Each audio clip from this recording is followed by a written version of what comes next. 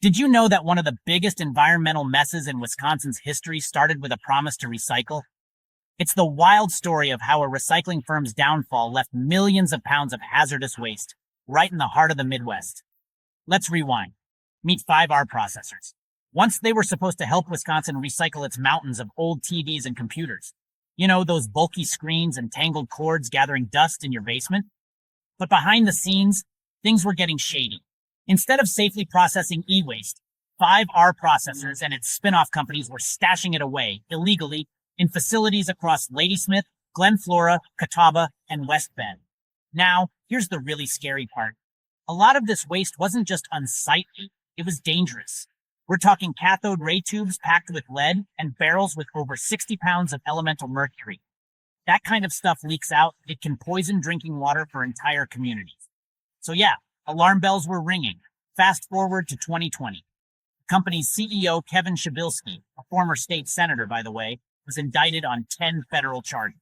In 2023, he pleaded guilty to one felony willful failure to pay over $850,000 in employment taxes. He got 33 months in federal prison and 5R out of business. But what about all that toxic junk? Somebody had to clean up the mess. That's where Wisconsin's Department of Natural Resources stepped in.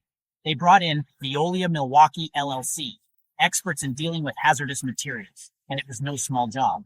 Over the next few years, crews removed nearly 2.7 million pounds of hazardous e-waste. Just in West Bend alone, the city hauled away 64 dumpsters full of garbage. The price tag? A whopping $4.6 million, mostly covered by emergency funding from the Wisconsin legislature. But the good news? Officials say the lead and mercury never leaked into the environment. The sites are safe, no ongoing monitoring required, and the land can be used again. Here's what I take away from all this. Recycling is more than a buzzword. It's a responsibility. When it comes to hazardous e-waste, cutting corners can put whole communities at risk.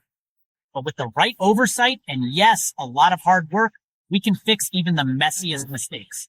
So next time you're tempted to toss out that old TV, remember Wisconsin's toxic e-waste crisis and choose a certified recycler. It's not just about cleaning up the past, but protecting our future.